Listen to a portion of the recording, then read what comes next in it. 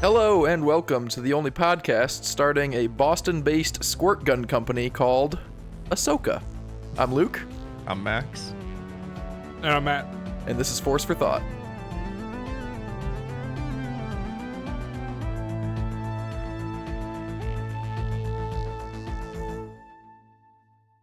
All of your jokes have they all have the same pattern, and I really want to stop every time you're about to say the punchline, because I feel like I'm 2 seconds away from getting it right before you say I it. try to pause longer every week, because they're getting more and more obvious, I feel like, because I wrote all these down weeks ago now. And I mean, obvious is a stretch since they started at very obscure. So we're getting to Right. We're getting to the point where it's very good and you don't have to think about it super hard. That was a great one though. I love that one. Thanks. Hello and welcome back to Force for Thought. Today we are here to set the record, I won't say straight for your guys' benefit, but to set the record final, once and for all, about the Force for Thought's opinions on Syril Karn. Because if you haven't been listening for a long time, it's come up several times that Max and Matt consider him an antagonist and a villain, and I consider him not that. And I think it's a disservice to the character and or the show to refer to him as such. So if you're just a brief reminder, Syril Karn is the guy from Andor who is having a hard time making human connections. He's the Preox Morlana Security Corpo leader that investigates the murder of his two co-workers and gets fired for it, and then goes back to live with his mom and tries to continue following the case and meets Dedramiro that way, and he tries to continue hunting Andor even though no one is asking him to. So, What am I watching? CNN? This is pretty biased over here. would you like to set a record final at this already? No, sorry, I just wanted to make that joke. So the big question: is he a hero or a villain? I claim A hero or a villain? Sorry, I did not think that's what we were talking about today. I just figured villain or non-villain. You throw the word hero in there, I feel like you certainly will lose. he is, because I agree, he is not a hero. And so I guess that's my first question. Is he either a hero or a villain, or is there some sort of in-between? Because I didn't think that you would settle for an in-between, because if you recognize the existence of an in-between, it's even more mind-boggling to me that you would consider him a villain. Sorry, I'm not saying he's an in-between. I think we talked about this the other week. I just meant I was shocked that you even mentioned the word hero, though. I did not think that's what we were going to be talking about today. But I think, like we talked about a couple weeks ago, again, not to get to my final thesis or anything, obviously, but I think that depending on the perspective of who you are, depends. I think Syril Karn's the perfect person to talk about this. I'm excited for season 2, so we all have egg on our face one way or another for him to go to definitive. But season 1, he's going to start building the Death Star and be like, no, you can kill more people this way. Exactly. But this is this is maybe one of the only characters in Star Wars that has this kind of story arc. Because if you look at someone like Krennic, if you look at someone like Kylo, like you have oh, that's a bad guy. Like then they turn good or they definitively turn bad or stay bad. But Syril Karn is interesting because again, I think it's on the perspective, and this is not saying anything new, but the perspective of how you're viewing it. If you're the viewer of the TV show, he is the antagonist because he is antagonizing Andor, who is our protagonist of the show. But if you're in that world, he is not an antagonist because he is just trying to do his job and do what he thinks is right. But at the same time, I think there's a argument to be made that he is also on the wrong side and on the side of oppression.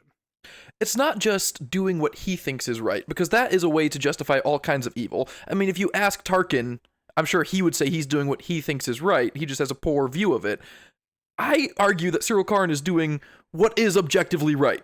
2 Preox Morlana security guards were killed, and he is investigating their murder. There's no way you can spin that's wrong. Yeah, correct. Yeah, I agree. Yeah, I think so. Syril Karn is one of the most interesting characters in Star Wars because historically Star Wars, as made by George Lucas, is made for kids, right? And George Lucas always said it is a story about good versus evil. And there was a famous interview that he was doing with Kathleen Kennedy during the sale of Lucasfilm, where Kathleen kind of like started talking about like, yeah, and like there's kind of like a little bit of gray in between and like how people get from one side to the other or something like that. And George Lucas kind of like cuts her off and kind of like corrects her a little bit, like, no, it was more about good and evil. And a lot of people kind of jumped on that, obviously, to be like, oh, she doesn't understand Star Wars, but it's not true, right? I think what she was kind of talking about was a more mature view of Star Wars, which is exactly what Andor is. Andor is just a very different type of Star Wars than anything we were supposed to get. And the very fact that we're having this conversation is a testament, I think, to Tony Gilroy, the creator, and exactly what he was doing. Because up until Andor, we have always seen Star Wars through this lens of good versus bad. And that was the conversation that we were having last week. Is Syril Karn a good guy or a bad guy?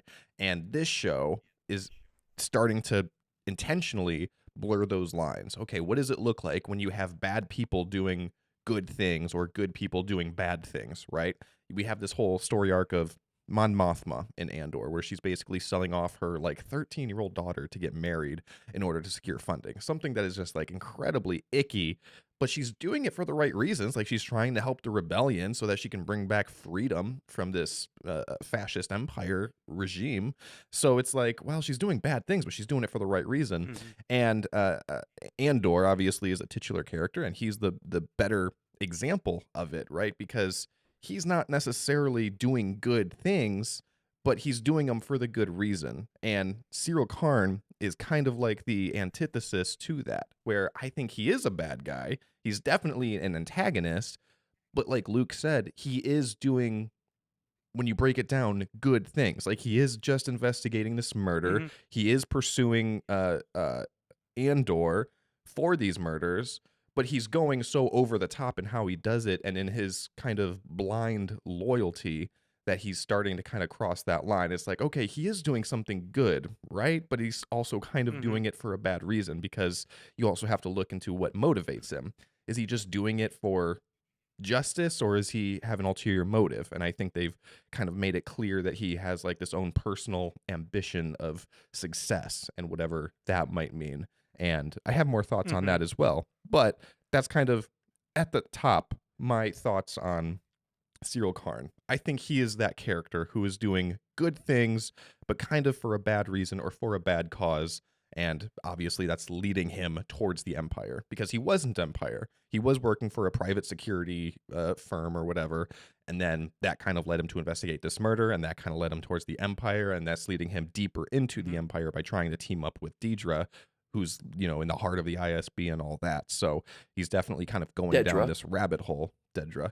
But I think he is a bad character who, when you break it down, yes, he is doing the right things, but he's kind of doing it for the wrong reasons. And that's where those lines are getting blurred. That's a great, Max, you said something, I think, and I can easily, I feel like, say he's like a goody two shoes that is like trying too hard, and like you don't like the way he's going about it, but I think you put it a lot more eloquently. And I think there's the fact that it is like, it's so hard to be like he's like Heisenberg, but like I love the end of Breaking Bad, where the entire time he's doing this for his family, and I think there's like this thing that goes underneath the radar the entire time until the last season, when he finally admits it, and he admits it not only to Skyler, but he admits it to the audience, which is he's been doing this for himself. At some point that line was crossed, and he's doing it for himself. And I think that is where Syril Karn is that originally he was being like, hey, this is a wrongdoing that's happened. 2 people were murdered. Let me solve this.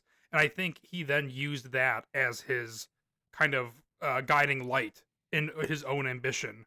And he's more or less using that incident as a vehicle for success versus actually caring. I think it started off with good intent, but I think he stopped caring about actually finding the murderer and actually just proving to the world and everyone else, his supervisors, that he is more than what they think he is. Yeah. He's basically doing it for vindication at this point, right?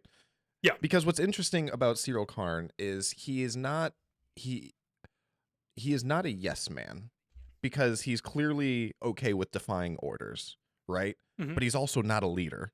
And they made that very clear during his, rousing speech to the men before they were going to hunt him down in episode 3 or whatever it was. So he's loyal, but he's not loyal to any person. he's loyal to this idea. He's loyal to these institutions. And I think he doesn't realize that the institutions are being run by the people that he's kind of defying. So he's being loyal to this thing that doesn't really exist. And I think that's like part of his character arc, is that he's blindly loyal to nothing. Like it's this house of cards type situation that is going to come crumbling down. And I think him and Dedra are going to be together in season 2. And I think they're both going to have a very similar story arc with very different results.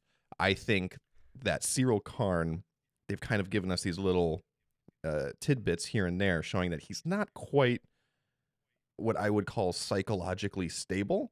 I think he's a little off his rocker, and I think Dedra might be a little more with it, although, you know, heavily indoctrinated or into the Empire, whatever you want to call it. So my foreshadowing for season 2 is that there's going to be some sort of story arc where Syril betrays Dedra because Dedra might have some sort of coming to Jesus moment. Maybe she turns and she realizes the Empire's bad, or goes even farther and realizes that the rebellion is good. Although I don't know if it will go that far or something like that.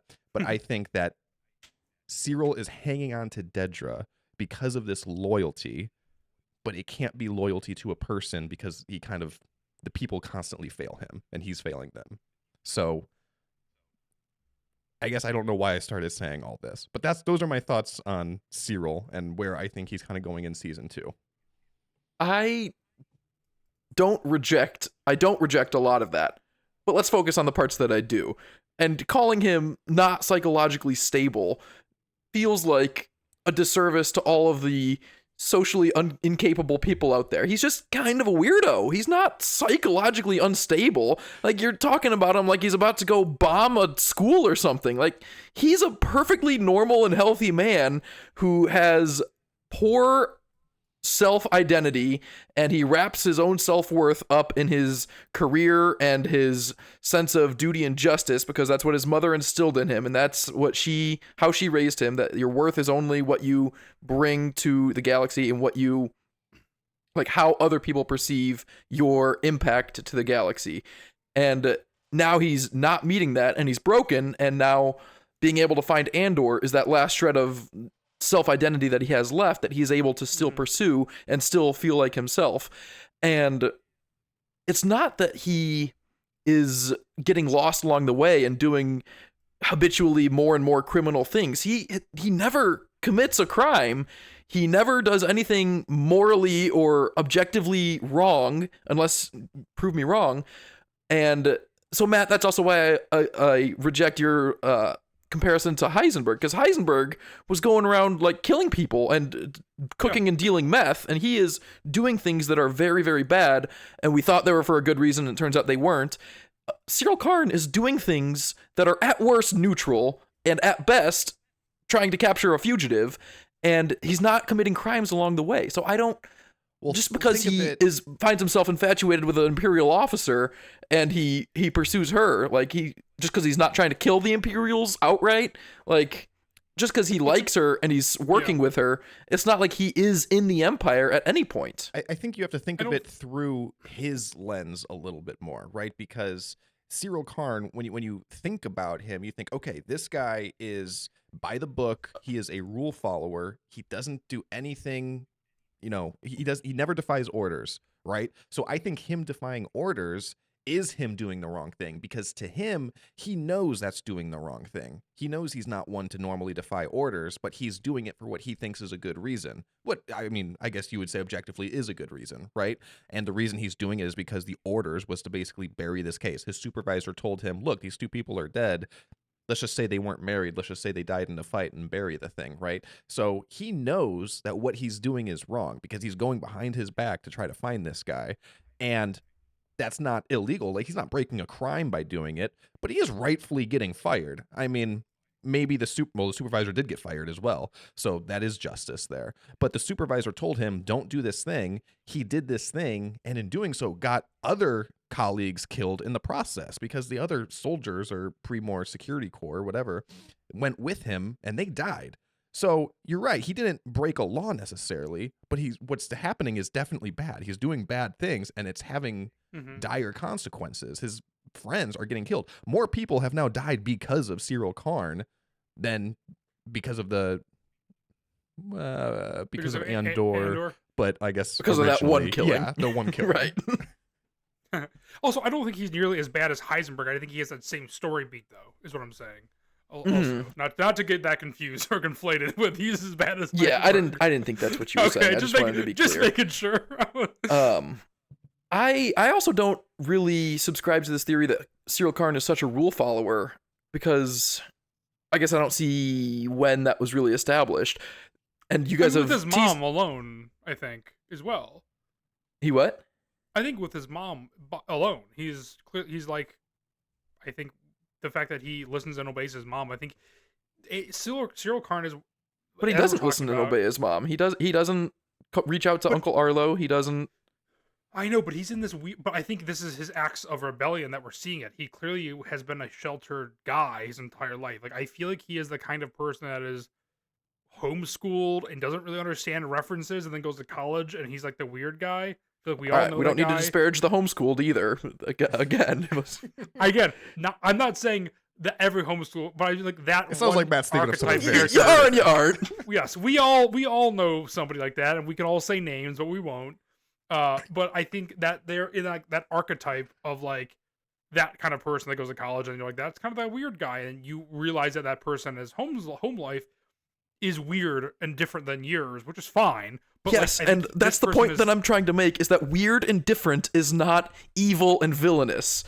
I like the way you said small acts of rebellion, because I do think that is more in line with Syril's arc, because that was what he did by rejecting his superior's orders to bury the case. That's what he did, and you guys have teased me about this before, but it is relevant to his character arc, the way he alters his uniform when he was a security guard, because he's not such a strict rule follower. He does what he thinks is best, and he wants to elevate himself to be the best version of himself. He's just stuck in a toxic and negative cycle, and his surroundings are bad, but he is a step away from being a hero. I agree he's not a hero, but he is a protagonist in waiting, and I compare him a lot to the protagonist in every other Star Wars, because we see his home life, and he's got the same toys on his desk in his childhood room, and he looks off into the stars, dreaming of a better and bigger life, but the sun literally does not shine on him. We have that one really chilling moment where like the sun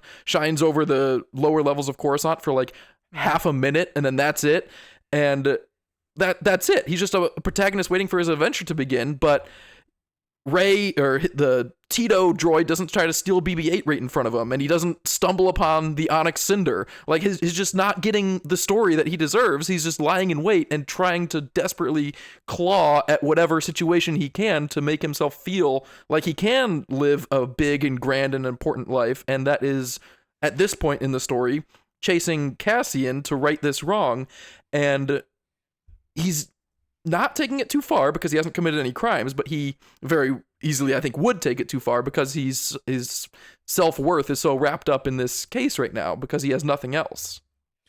So it's so weird, Luke, because I was so on board with you, and I was like, oh, Luke's making a great point, and you did, but at the very end, you lost me in the fact that I agree. I think you almost ended up where Max and I are, in the fact that he is so wrapped up in this, in the fact that he is now affecting other people beyond himself for his self-worth, which I think makes him a bad guy. But how is he affecting other people? He's not affecting other people negatively.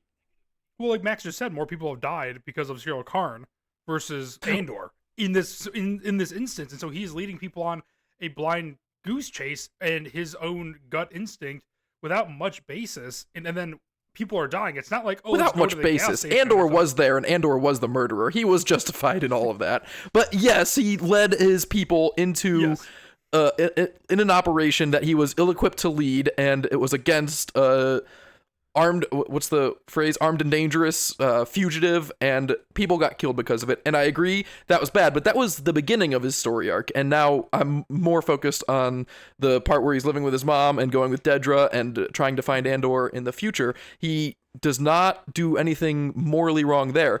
I also would argue he doesn't do anything morally wrong by getting those people killed. I understand that he got people killed, but like, it's a dangerous job, you know. They're cops. The cops die, and it sucks, but it's not like you blame the captain every time. Do you think he should have defied orders? I mean, what I think he should and shouldn't do, I think is outside the realm of the conversation. Yeah, I think he should have. I think he should have gone after Andor. Philosophical question that it's raising, though, right? I mean, should you follow orders if you disagree with them? I mean, it's the Nuremberg trial defense, like, oh, I was just following orders. That's not really a defense. I mean, what are you ordering to do? Why do you disagree with it? I mean, what would take like the military or police? I mean, at a certain point, you have to listen to chain of command because it's the only way to maintain order. If every single person just did what they thought was right, then it would be chaos. Yes, and I'm trying to think of a Star Wars example because I don't want to talk about the real world Nazis too much, but it's different because with the real world Nazis, we're talking about Andor, because Andor is very, they do realistic. A good job of raising fascism. I mean, it's the best representation of it in Star Wars so far. Yes. I mean, the Nuremberg trials are different because they were doing stuff that I think 10 out of 10 people agree is morally and objectively wrong in the name of just following orders. You said how many? 10 out of 10. Oh, okay. I thought you said I'm optimistic. But I agree. The act of leading the people against Andor is not morally wrong. Like he didn't know. He had no way of knowing that it would result in people dying. It's like Poe Dameron in The Last Jedi. Like, yeah, he made a call as a leader and it went horribly and he got a ton of people killed, but he's not a villain for that. He made his best judgment with the information available to him and it failed spectacularly, and he is responsible for that, but he's not a villain because of it. Right. So the philosophical question of following orders, it has the huge spectrum, right? I use the Nuremberg trials because obviously that's one end of it. That's the extreme. The other extreme end of it is if your boss tells you, hey, I only want you taking notes in blue pen. Okay. If you use black pen, is that wrong? No, but you're just violating orders. So it's like, at what point, how consequential do the orders need to be before requiring to follow them is no longer morally objective? That's the question that it raises. I mean, we're not going to have the answer to that. And it sounds like I'm trying to disagree with you too much when I actually agree with a lot of what you said, specifically when you said that he is a protagonist in Wait. I think that is true. I think he is very, very much just the product of his environment and the product of circumstance. I think that had Syril Karn been born 20 years earlier and he was doing all this under the Republic instead of the Empire, he would be a good guy. I think he'd be doing all the same things. He'd be pursuing bad guys. He'd be following orders of, Republic generals instead of Imperial or whatever. So yeah, I think he is absolutely a product of his environment, and that's part of what they're trying to show, specifically with that relationship with his mother. Because I don't think that relationship with his mother is healthy, and I don't think it's supposed to be shown as healthy. I think they have a toxic relationship, and that is what has partly impacted Syril Karn. I mean, Syril Karn he's a sympathetic character. Like, we feel bad for him, but that doesn't mean that he's a good guy. I mean, the extreme is Darth Vader, right? I mean, we also know his backstory. You can feel bad for him, but he's also still a bad guy. But Syril Karn is not bad like Darth Vader is bad. That's what I'm trying to convince you of. That he doesn't kill anyone. He doesn't do anything wrong. Yeah, but there's like different. If you're in jail, like there's leveling degrees of people who are in jail. There's people that murder. There's people that are frauds. There's people that stole something, petty theft. There's levels of being bad. Like and there's people that were wrongfully accused that are completely innocent. Well, that's interesting. So, I mean, what happens after the fall of the Empire, after Return of the Jedi? The New Republic rises up, and they have, I'm trying to think of the Alphabet Squadron books right now, right? Because they have like these. I love thinking of the Alphabet Squadron books. The camps that Yirika Quell went to, right? Rehabilitation, yeah. Yeah, and so like some people obviously needed like the rehabilitation if they were like Reformation loyal to the Empire or anything like that.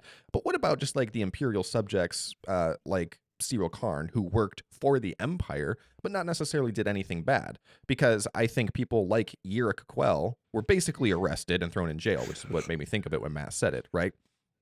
I know you read those books and I listened to the audiobooks, but they call her Erica. I was like surprised that it wasn't Erica the first time we talked about it. And I always think it's Erica. You pronounced it that way. It starts with Y, so I understand having read it only, but let's just call her Erica because, yeah. But if Syril Karn doesn't do anything else after Andor season 1, and he's alive by the time the New Republic takes over, they wouldn't throw him in jail. What would they get him on?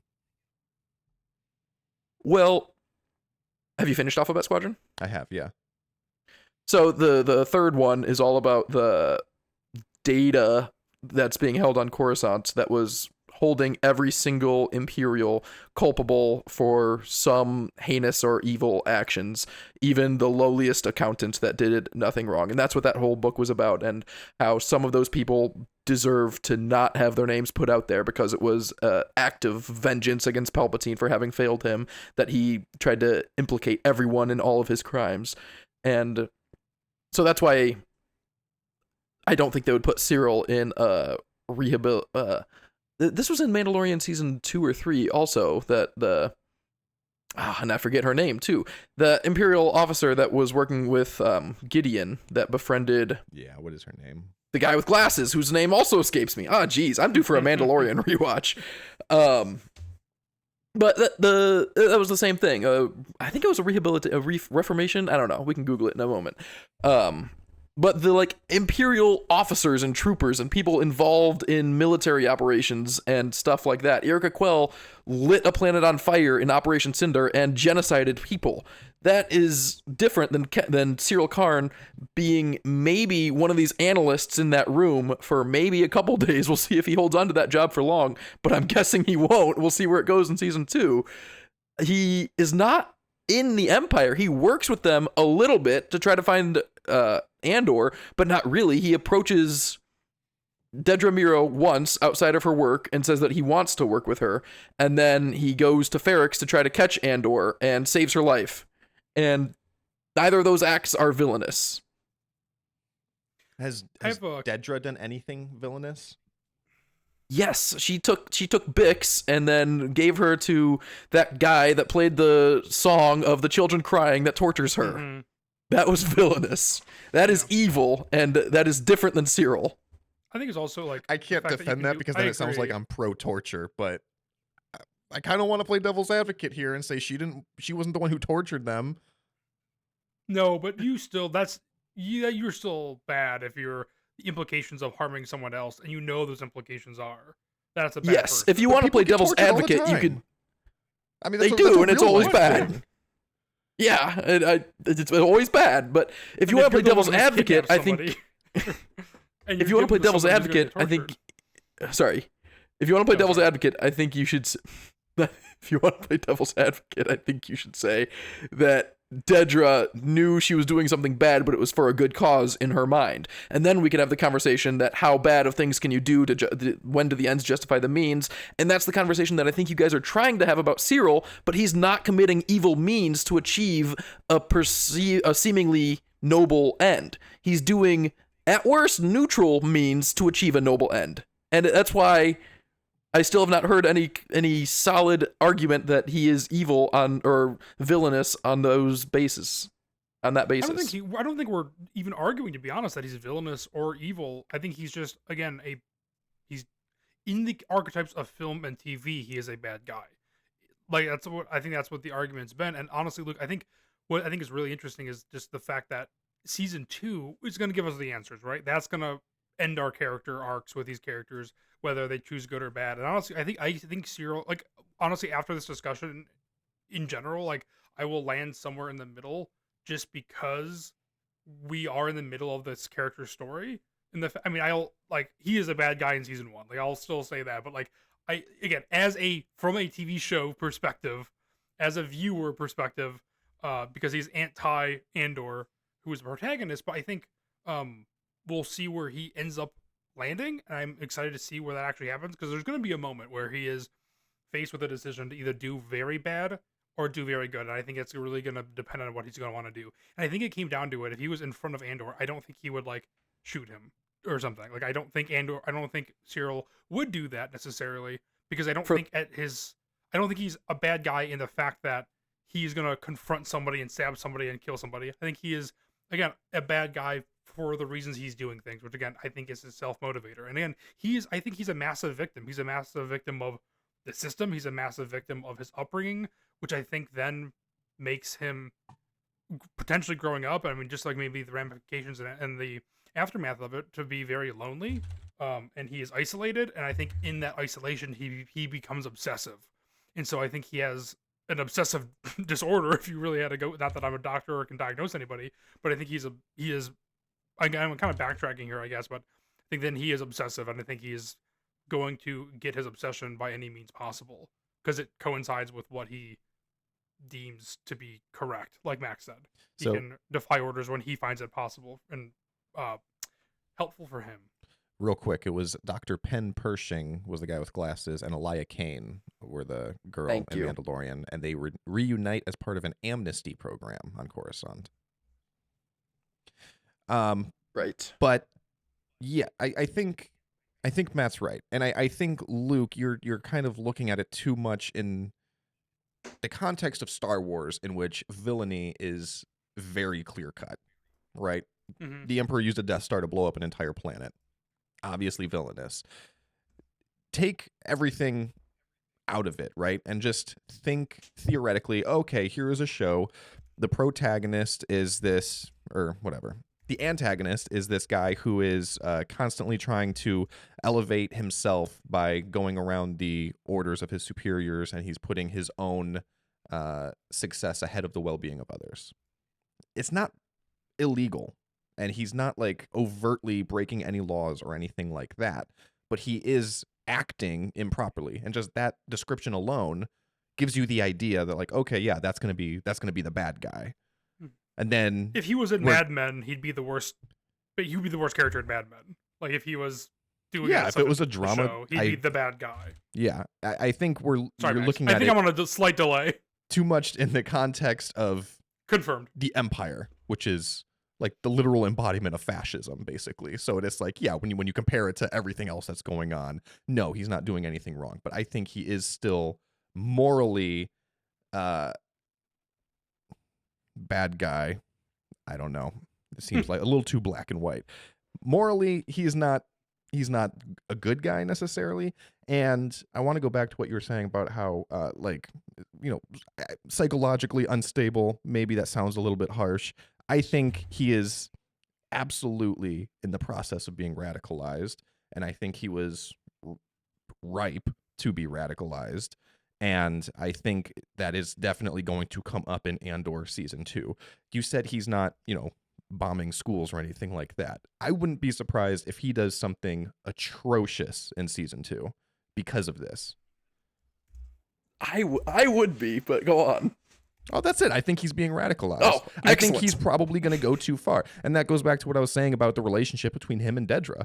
I think he is being radicalized. I think he's probably going to end up taking it too far. And it might even open the eyes to Dedra of like, holy crap, I can't believe we're doing this. Like, this is obviously wrong. Like, we've gone too far. And they're going to have a big falling out. I don't know. Maybe Syril will be the one who kills Dedra. I don't know. Well, it's interesting. I'm so excited for season 2. But I think Syril Karn is not morally black and white, as evil as Vader or Palpatine or any other villain we've ever seen in Star Wars. But I think when you just break it down, like I said, this is somebody who is willing to defy his orders, put coworkers in danger, all in the pursuit of his own success and his own ambition. He is a bad guy. That I'm really surprised that we're fixating so much on the defying orders and pursuing Andor and getting people killed in the process, because that is the beginning the very beginning of his story arc, and that is where we've seen so many other times in Star Wars that happen. There's that arc in the Clone Wars when Ahsoka takes clones to go I don't remember the episode exactly, the details, but she defies Anakin's orders and gets a ton of clones killed doing something for her own personal ambition to prove herself as a Jedi and as a commander, and it gets people killed, and it is basically the exact same thing that Syril Karn had happen, and then she spends the next rest of her story never committing villainous or evil acts, and everyone forgives her for it because she grows and moves on. Syril Karn has not grown entirely from that, but that's the beginning, and now he's moving on, and he does not do anything evil from then on. Matt, you mentioned, like, if he and Andor ever interacted, you don't think that he would kill him. I agree, because he's not a killer and he's never done anything wrong. The one time he and Andor did interact, Cassian put a gun to the back of his head, and Syril Karn didn't even get to look at him. What I expected a lot of this conversation was going to be was the semantics between the phrase bad guy and antagonist, because I thought I would get you guys on board really pretty quickly that he wasn't a bad guy, but it seems like I haven't. But you fool! You fool! We've been arguing this for months. You don't think we've thought about this? I keep thinking you're right there, and then you aren't. Luke, I keep thinking. I don't think we're ever going to change each other's minds, and it's so funny because at the beginning of this, I was like, maybe Luke will understand. It's just not going to happen no matter how much we argue, so I'm very excited to see how this episode ends, because we're going to draw as a stalemate. I'm not going to change my mind, and I'm not either. It's about the listener. I am hoping to change their mind. Or at least keep them on my side, because there are Syril supporters out there before having listened to Force for Thought. I'm sure of it. But the difference between bad guy and antagonist... Max, you mentioned Wreck-It Ralph last week. Wreck-It Ralph, or Ralph, is a bad guy, but he's the protagonist. And then there are good guys that can be antagonists. I'm not saying Syril Karn is a good guy. I'm saying he's somewhere in the middle, far from bad guy. So Wreck-It Ralph is a good example of that not every bad guy is an antagonist and not every good guy is a protagonist. Those are not one-to-one. The movie Catch Me If You Can, or lots of cop movies, The Fugitive, the Tom Hanks or Tommy Lee Jones characters are antagonists because the protagonist is the fugitive, but that doesn't mean that they're a bad guy. Yeah. Right? Yeah, I think that's a difference between like hero and anti-hero, right? Because villains aren't all anti-heroes, and heroes aren't. No villain is an anti-hero. It's exactly what you just described. It is a protagonist who is kind of objectively like the bad guy, but he's the main character. He's the subject. You're rooting for him. Catch Me If You Can, I think, is a great example. Like, yeah, like Leonardo DiCaprio. I can't think of his name. Frank Abagnale. Not Abagnale. Frank Abagnale. He is the bad guy. He is a bad guy. The other guys were just law enforcement officers, exactly like Syril Karn, right? Just investigating this thing. But yes, you're not trying to catch a criminal. You're rooting for Frank, and he is an anti-hero. Same thing with we already mentioned Breaking Bad as well. Walter White, obviously a bad guy, but you're rooting for him. He is the protagonist, and he is an anti-hero. I don't think Syril Karn is an anti-hero. Andor is. Yeah, I think I'd almost say that. Yeah, that is tough, but I guess he is probably more of an anti-hero than necessarily a good guy. Yes, and that's been you mentioned it before that Rogue One and Tony Gilroy have the best illustration of that, because Star Wars is so consistently red lightsaber versus blue-green lightsaber, light versus dark, and good versus bad. And Rogue One was the first time we started seeing a middle ground with Cassian when he says we've all done horrible things in the name of the Empire, or in the name of the Rebellion. We're spies, assassins, and saboteurs, and we want to make it worth something. And that is, they're doing bad things, but they're good guys. But then the police that are trying to stop them from doing bad things are not bad people. If you listed villains from movies, given all the time in the world and all the movies in the world, you would never list Tommy Lee Jones or Tom Hanks in Catch Me If You Can, or The Fugitive and Catch Me If You Can. They're just the antagonist to that particular story, but they're still good guys. It is interesting. I think Andor is pioneering the very first anti-villain. Yeah. That's a anti-villain in Syril Karn. Yeah. I mean, that's a great. He's not a villain, but he's not honestly, a hero, and he's not an anti-hero. It's kind of the opposite of that. That's kind of melting my brain with all the double negatives now. Okay. I get it though. I mean, that's not false. I think that is I mean, we're having a whole episode on Syril Karn. Like, I think some people like will just won't even think about him for like too much time, and it's like, yeah, he deserves a lot of thought because it is an insanely complex character. And this is like the fifth most important character in the show, mind you. Yes. And yet he's like, I'm excited to see where his storyline goes almost more than anyone else's. Me too, because it has the most potential. He could go far Imperial or far Rebel, or somewhere in between. Him and Luthen, exactly. Because we don't know. Presumably they're dead. Maybe they just ride off into the sunset and they're never seen again. So yeah, they have the most options. Together. I mean, Mon Mothma was the standout in season 1 for me by far. The problem with Mon Mothma is we all know exactly where she's going to end up eventually. We're just kind of seeing like a completely different side of her and how she got there. So I agree. I think Syril and Luthen is probably my number 1, and then probably Syril, and then Dedra.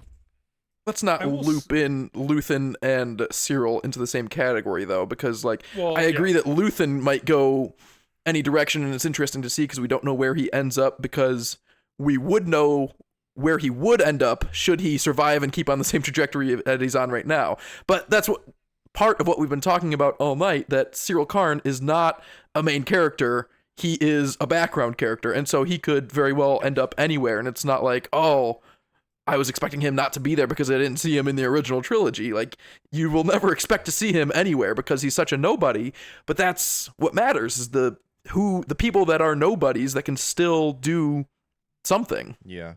Sorry, go ahead.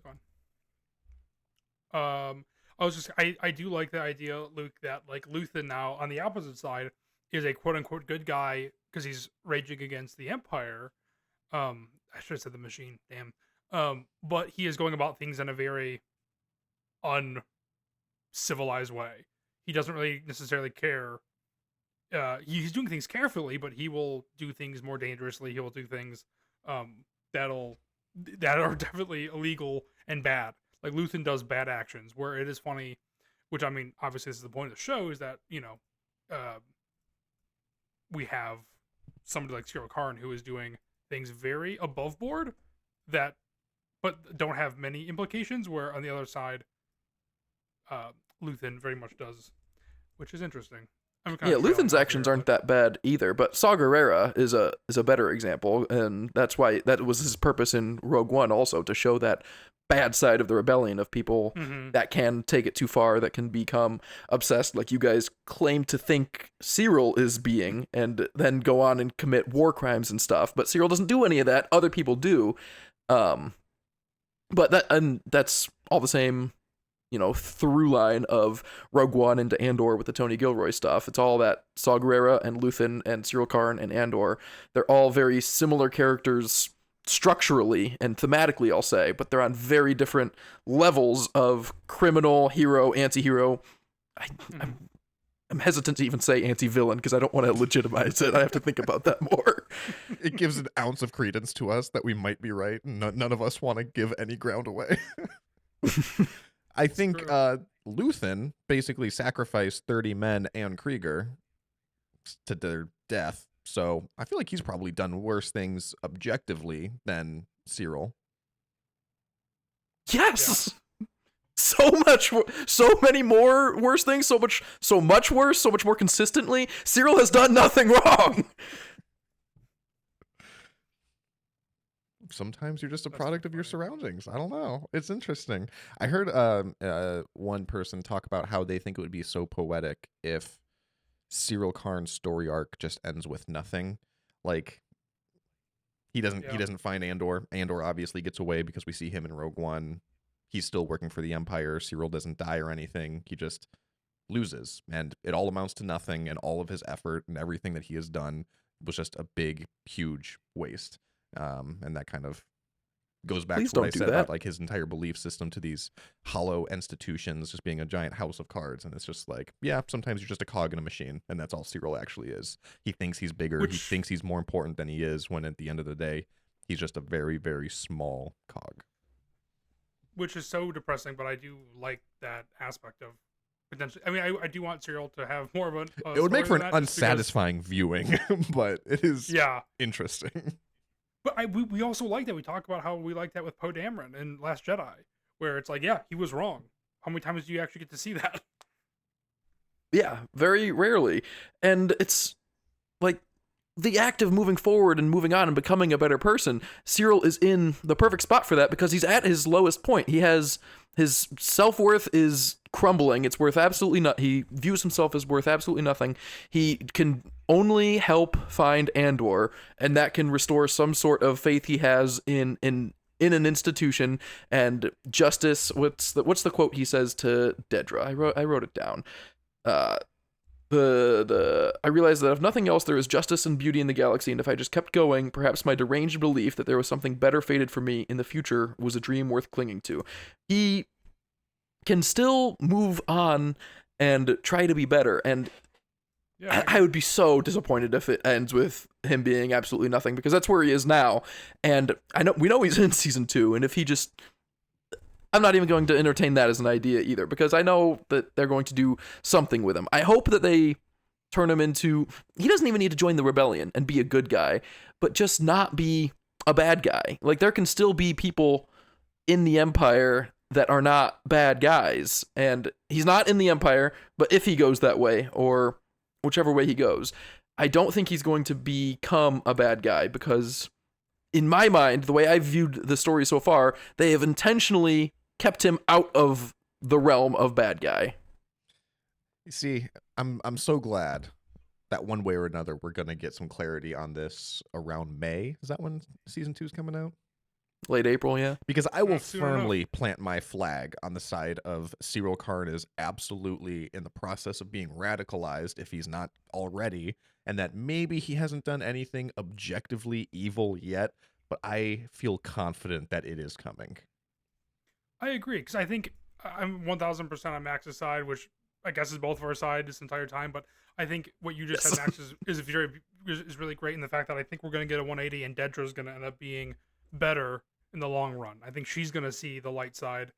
Not actually, I guess this is a terrible analogy for this, but I think she'll end up coming around and seeing how bad the Empire is actually, what they're actually doing on a bigger scale, and Syril will go fully in, and he'll end up being disappointed in her because she does not want to take that step. That would be awesome, and I'm here for it. And that would be an appropriate 180 because her character is fully villainous in season 1, and that would be an appropriate turn of character. Another time this came up when we were recording before, another time we said pause and wait for us to discuss this at length in the future. I mentioned a Syril Karn potential redemption arc in season 2, but it's not redemption because he's not evil. His character is just at a turning point, and it could go this way or could go that way. But if it went either way, it wouldn't be a reversal from what it was before because he's not committed one way or the other. Because he's not a villain and he's not a hero. I'll say it again, he's a protagonist lying in wait. We don't know who he is yet, and he doesn't know. Yeah. So there was obviously the story arc already in Andor season 1 of Andor breaking out of prison, so I feel like they're not going to do that again. But it would be interesting if the continuation of Syril's story arc includes him being successful in capturing Andor, arresting him, bringing him to justice, and he thinks he's finally done it, and then Andor just escapes again or gets out somehow. And then again, it kind of goes back to that thing of Syril, his story arc amounting to nothing. He realizes, like, I did all of this work, I did all of that, and I have absolutely nothing to come for it. But I don't think even that would be a good story arc for him because he would still get the recognition that he wants because he is all about himself at the end of the day. He's not necessarily doing this for the right reasons. Luke, can you read that quote again that he said to Dedra? Yes. I thought that I had ruined my life. I thought that I was done. After meeting you and discovering you understood how dangerous Cassian Andor was, just being in your presence, I realized life was worth living. I realized that if nothing else, there is justice and beauty in the galaxy, and if I just kept going, perhaps my deranged belief that perhaps there was something better fated for me in the future was a dream worth clinging to. Hmm. All right, that's actually a really good line. Well, what I was gonna say was that, realistically, all of our dreams are self-centered. But typically, in Star Wars and media like this, the dream is for a brighter and future galaxy, right? For justice for all, for freedom from the regime, and all these things. And even in that line, he kind of it's all about him, right? He talks about success for himself. What was the last line? Perhaps my deranged belief that perhaps there was something better fated for me in the future was a dream worth clinging to. Yeah. So the dream that he's clinging to is a better future for him. I mean, it's all about him. And again, there's not really objectively anything wrong with that, which is why this is kind of a bad example in hindsight. Exactly. And I wanted to talk about that because you guys kept citing his motivation of ambition being his driving factor as a negative. That is not exclusively negative. It's only when that starts impacting and harming other people and putting out a negative impact to the galaxy. Everyone is motivated by ambition, and so long as you don't ruin other people's lives by it, you're just bettering yourself. That's not an explicitly negative trait. That's an important caveat, though. I mean, he is ruining other people's lives by doing it. But on the flip side, I'll play devil's advocate to myself. That's the counter arc that we're seeing in Mon Mothma, right? Mon Mothma doesn't have ambition for herself. She falls into that trope that I said, where her ambition is for a brighter galaxy and justice for all and freedom from the regime. Her story arc is worsening her own situation. She is selling her child off to be married to this person to this kid whose dad she doesn't even like, but she's doing it for money. Like, she's doing all these things. She's not motivated. Oh my goodness. Oh. She is not motivated. Your camera was very motivated at that Interesting. moment. My camera disagrees. Max's camera did a faceplant into him for our audio listeners. That was a special treat for the YouTube.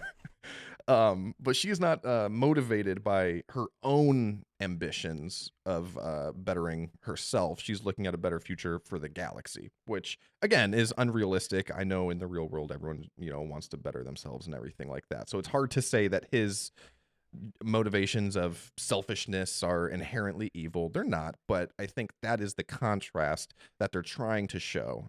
Is that even though he is doing these objectively good things for what he thinks is a good purpose, he's actually not.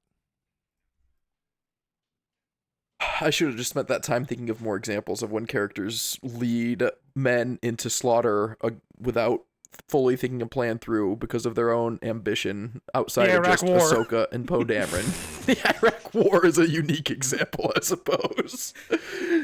I'll give you the credit for that one. Sorry. I just still reject the beginning point of his story arc being your hitching point for the justification of his villainy. I think that's improper. Like you guys said, we're not here to change each other's minds. We're here to provide our points for the viewer so they can make their opinions fully informed. It's a character. It's a well-written character. Every well-written character has some sort of motivation. So what do you think is motivating Syril Karn? Ambition and a desire to rise above his station and bring honor to his family. And at what length is it okay to go to in order to do that? Because if he just wanted to do that, he'd be better off as a yes man.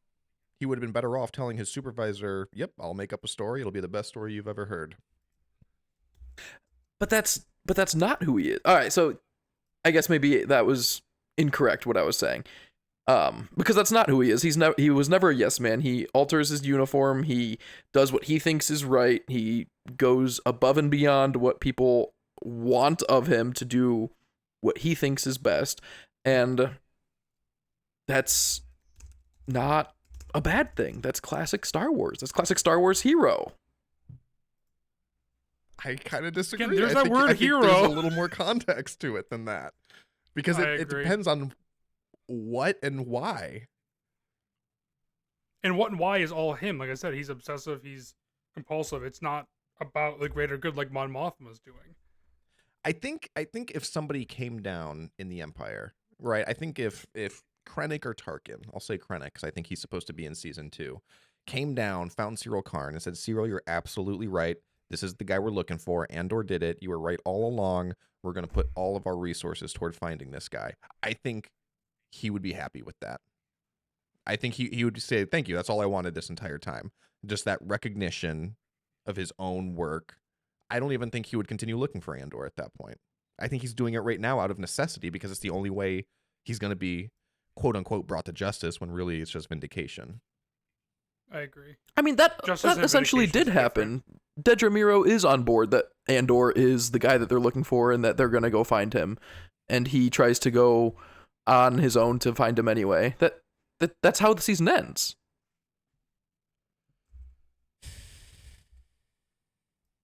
And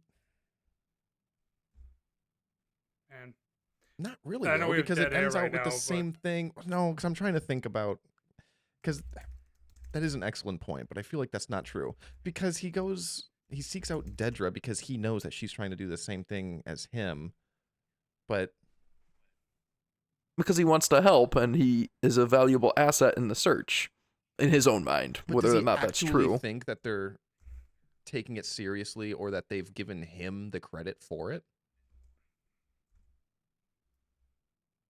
Did he get recognition for it? No, but I don't think he's really seeking the credit for it. I think he's looking for the justice to be done so that he can feel like he is a valid and valued member of society and the security core, that if he was the one that was murdered, then people would come after his murderer and bring justice for him. I think he's only doing it to advance his station. I agree. I think that's putting too much implication on a character we don't know that well, Luke. I love what you're saying. I just don't think it's true. But again, it's not objectively wrong, is Luke's point. Because I agree with that. Like, he is doing the objectively good thing, but I think he is doing it for bad reasons. I agree. Yeah. We're back to square one. Nothing has changed. I agree with what we were. No, I feel like I made progress. So we agree that he is doing objectively good things. We just disagree on his motivation for doing good things. Yes. So where we came into this conversation at. But I feel much better about having gotten all this out, though. Yeah. I feel like the lines have at least been drawn very clearly that we know what and why we're saying the things we are. I agree. I already equated it to other protagonists in the story, their starting points, that his uncle doesn't buy R2-D2, but he's in the same spot as Luke Skywalker in the beginning of A New Hope. It is also we talked about The Last Jedi a little bit with Poe, but also with Rey, when he is like Rey at the end of The Last Jedi, where Kylo says, "You have no place in the story, you come from nothing, you're nothing," and she believes that, and she would very nearly end the movie at a point where Syril Karn is, except she meets Poe, and she says, "I'm Rey," and he says, "I know," which is the second best use of that phrase in Star Wars and cinema, and that's also a very slept-on line and moment, because that is when she receives that validation and sense of belonging that Syril Karn does not ever have, and that's why, should he receive it one day, if he goes into the rebellion or the Empire, and they say, "Hey, I see you and I appreciate you," he's in it for life. He just needs that sense of belonging that people have that he never had in his entire life, that he thought he had with the Morlana security corpos, and found out that he didn't, because they're not really loyal to each other and they don't care when each other dies, and they would just wash that away if it was him. He is just a name on a tag to them, and he is nobody. Putting your faith in a corporation, big mistake. Yeah. All right. do you guys have any final thoughts on Syril Karn? Syril Karn, no. Go Bills. Fuck the Chiefs. Max? Ditto. I think I got all my talking points out on Syril Karn. I think once again, the very fact that we were able to have this conversation for almost an hour just debating whether or not he is a good guy or a bad guy is a testament to how amazing Andor is, and I'm just so excited to see Andor season 2. And who knows, maybe one of us will be very validated in our belief. When was the other time that we had that same comment that we had last week where we said, we surely don't have an entire episode's worth to talk about Syril Karn, do we? Was it with costumes, I think? And we ended up having like our longest episodes about these seemingly benign topics. Let's keep it going. We talked about right angles for a long time. So, Luke, real quick, where do you land on the Bills then? So that's 2 for Bills. I am pro Bills. Go Bills. Okay. Thank you for clearing that up. Does anyone have any force for thought to leave us with? I do, and I'm excited to bring it because I was watching The Force Awakens the other day, and one of my favorite scenes in the movie because it's so funny. You guys want to guess before I say it? Because I hope it's when Poe Dameron is captured for the first time, and Kylo Ren says, "Are you comfortable?" And he says, "Not really." I was gonna guess another Poe Dameron scene though. I was gonna say when he arrives on Takodana with the Resistance fleet. I do like that one, but no, it is when Han Solo is confronted with Balatik and the Guavian Death Gang, and then also Kanja Club, and Balatik walks out with another fantastic accent like Pocket Head and Skeleton Crew. It's not quite Irish, it's a little bit more, but very good accent. And he says, "Han Solo, you're a dead man." And Han Solo says, "I heard you also borrowed 50,000 from Kanja Club." To which Han says, "You know you can't trust those little freaks." And when you're watching it, you're like, "Oh, little freaks. I wonder who these people are going to be. Like maybe Ewoks or Jawas or something." Cut to 10 seconds later, and a gang of middle-aged Asian men walk out. Suddenly, it's like, whoa, Han Solo. You can't go calling them little freaks, man. What the hell? I call racist. Just because this is more about J.J. Abrams. Freaks? Because they're Asian men, and he calls them little freaks. If you see some Asian people walking down the street, you cannot call them little freaks. I mean, you're not but what wrong. Could have walked out of that corridor that would have made you be like, "Oh yeah, that's a little freak." 6 Babu Fricks, 6 Jawas, 6 Ewoks, any number of things in Star Wars. Any number, but mostly 6. 6 is a freaky number. But I will never watch that scene the same again. Did Kanja Club hear those remarks, or did they walk in after that? They walked in after that. Thank God. Thank God. That's what I was about to say. I think Han Solo was just like, "Oh my goodness." Yeah, I'd be pissed if they did that horrible writing trope when he's just like, "You can't trust those little freaks, and they're standing right behind me, aren't they?" And then he turns around. It's really almost cue like the penny whistle. It's almost like when Han calls Jabba a wonderful human being, and it's like, that's kind of a fun jab. But this one is just overtly racist, I think. And it's not like it was the 80s or whatever, or George Lucas, doesn't like women, but he's old. This is 2015. What are we doing? That's funny. All right, that is all we have for today. Let us know what you think about Han Solo and racism, but more importantly, let us know what you think about Syril Karn and where he's going to be going in Andor Season 2, because boy, are we excited. Only a couple more months, and thanks for listening. Follow us on socials, and we'll see you next time. Go Bills. See you, Sammy.